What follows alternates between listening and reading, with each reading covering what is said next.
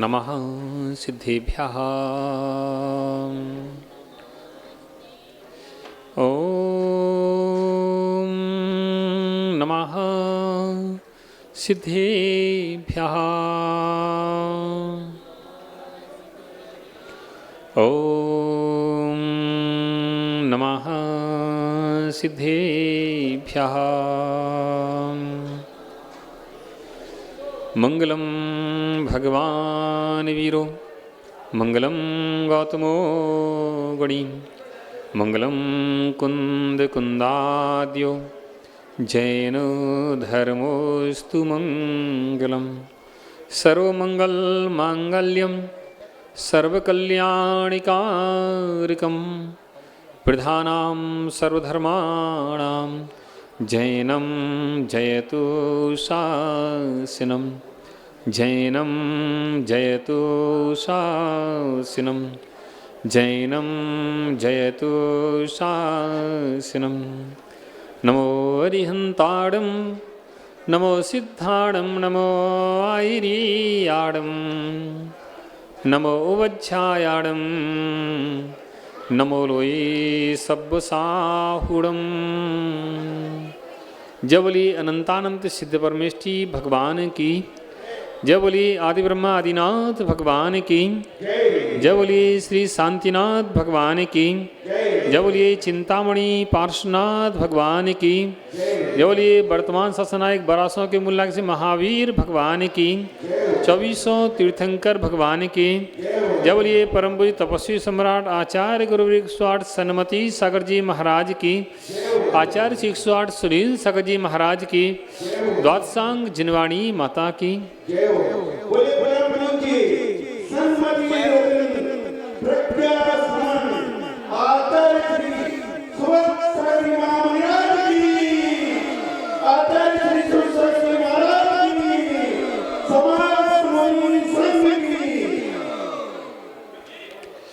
प्यारे बंधो,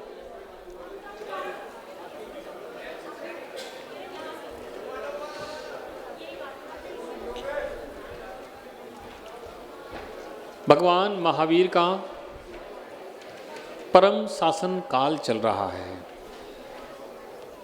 भगवान महावीर के शासन काल में हम सभी लोग भगवान की आराधना करते हुए अपने रत्नत्र की आराधना करने के लिए अग्रसर हो रहे हैं। प्यारे बंधुओं, ऐसे रत्नत्र की आराधना करके ही यह जीव अपनी आत्मा का उत्थान कर सकता है। रत्नत्र की आराधना करके ही यह जीव अपने आत्मा का विकास कर सकता है। जिसने रत्नत्र की आराधना नहीं की उसकी आत्मा का विकास कभी होने वाला नहीं है।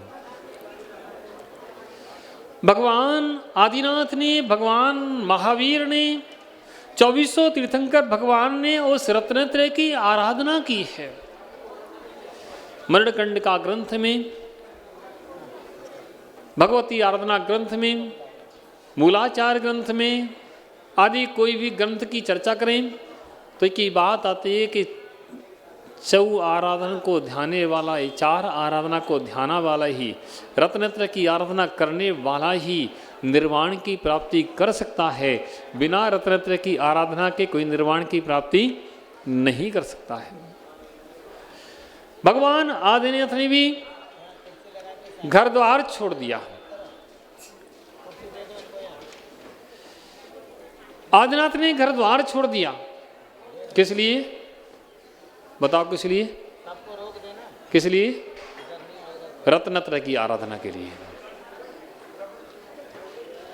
भगवान महावीर ने घर छोड़ा किसके लिए? रत्नत्र की आराधना के लिए। जितने भी तीर्थंकर हैं या जितने भी सामान्य केवली हैं, कोई भी बिना रत्नत्र की आराधना के निर्वाण की प्राप्ति नहीं कर सकता है। प्यारे बंधुओं, इसलिए रत्नत्र की आराधना ही मुख्य है। इस जीवन में, मनुष्य जीवन में रत्नत्रय की आराधना ही मुख्य है। दुनिया के 1000 काम कर लिए जाएं, लाख काम कर लिए जाएं, कोई काम होने वाला नहीं है।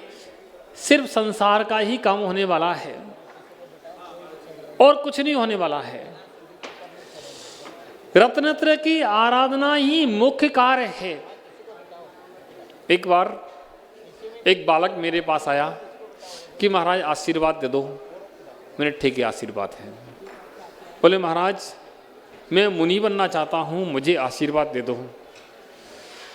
उसकी उम्र होगी लगभग 20-22 साल। मैंने कहा मुनि बनना चाहते हो तो इसमें आशीर्वाद की क्या आवश्यकता, आ जाओ बनो मुनि। बोले नहीं महाराज, पहले मैं पढ़ाई पूरी करूँगा, उसके बाद फिर सर्विस करूँगा, और सर्विस करने के बाद 6 महीने साल भर सर्विस करने के बाद फिर मैं मुनि बनूँगा। मैंने ऐसा क्यों कि महाराज जो पढ़ाई कर ली है उस पढ़ाई के लिए हम कुछ करके देख तो लें। मैंने कहा कदाचित तुम्हारी बात ठीक हो सकती है, लेकिन अभी तुम्हारी बात ठीक नहीं है। जिसको वैराग्य आ जाता है, जो मुनि पद पर बढ़ना चाहता है, मुनि पद के मार्ग पर आगे बढ़ना चाहता है, या मुनि पद पर जिसका भाव लग गया है, वह नौकरी की चिंता नहीं करता, वह पढ़ाई की चिंता नहीं करता, नौकरी की चिंता नहीं करता। वह तो उस रत्नत्रय के मार्ग पर बढ़ जाता है। क्यों? क्योंकि रत्नत्रय का मार्ग में बढ़ने वाला व्यक्ति अगर इसकी चिंता करेगा तो वह रत्नत्रय के मार्ग पर बढ़ नहीं सकता है। क्यों? आज तुम्हारे जिस कर्म का उदय है, आज मान ले कर्म का मंद उदय चल रहा है, एक कर्म का मंदोदय आज चल रहा, आज तुम्हारा भाव हो रहा है, कल कसाय का तीव्रोदय होगा, कर्मों का तीव्रोदय होगा, तब तुम्हारा ये भाव नहीं बनेगा।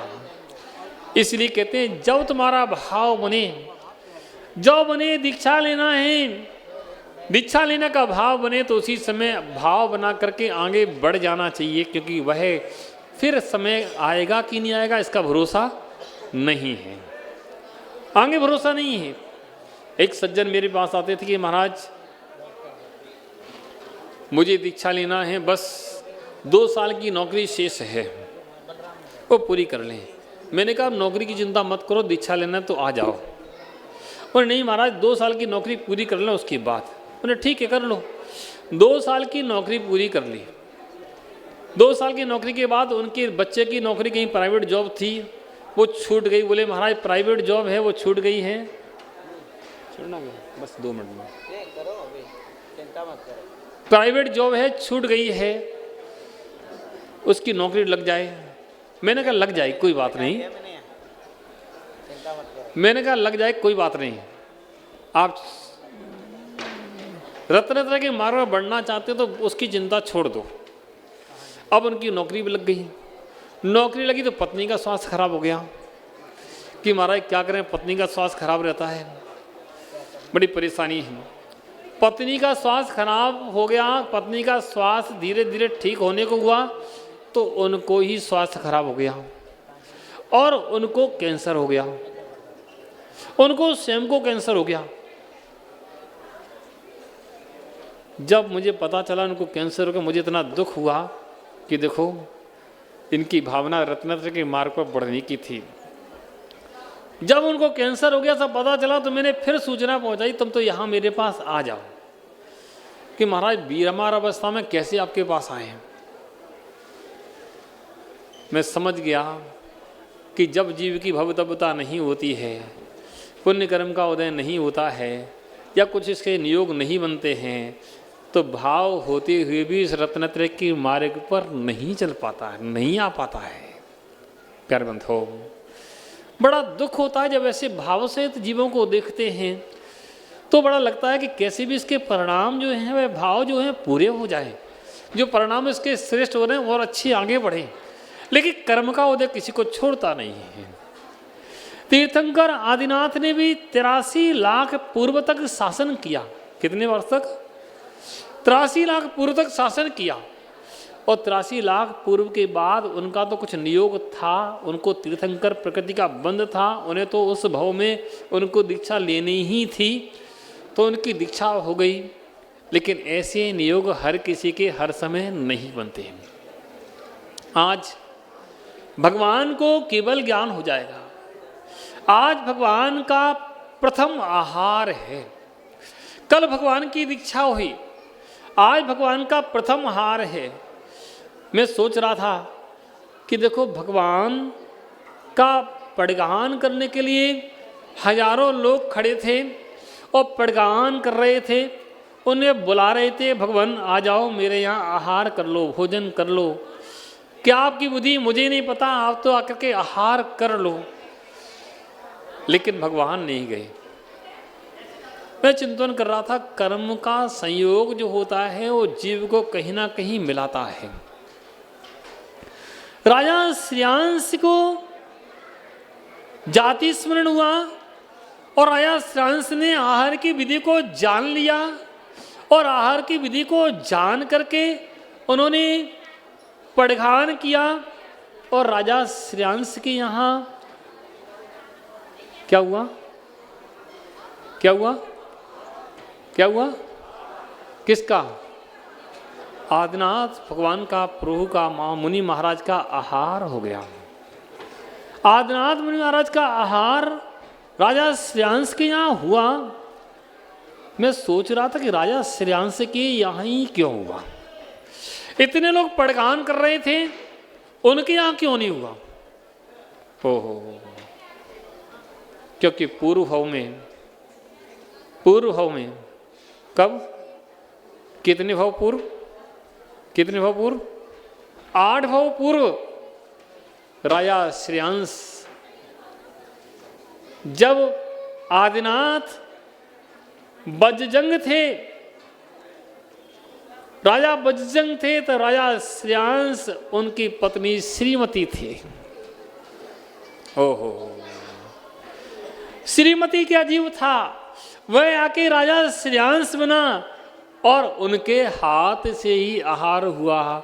मैं सोच रहा था भगवान अब तो छोड़ देते कम से कम, अभी भी पत्नी की नियोग बन गया। पंडित जी क्या नियोग है? 8 भाव पूर्व का नियोग यहाँ पूरा करके लास्ट में खुश करके गए।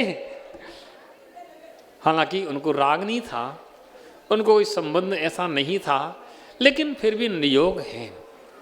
राजा श्रेयांश के यहाँ ही पड़गान हुआ और राजा श्रेयांश ने बड़े भक्ति भाव से इक्षु रस का दान दिया।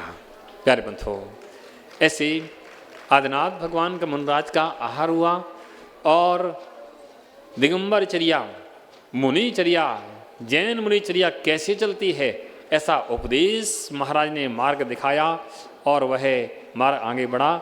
और इसके आगे का सारा विस्तार हमारे सुरत सागर जी करेंगे। ये बोलिए आचार्य गुरु सन्मति सागर जी महाराज की, आदिनाथ मुनि महाराज की जय।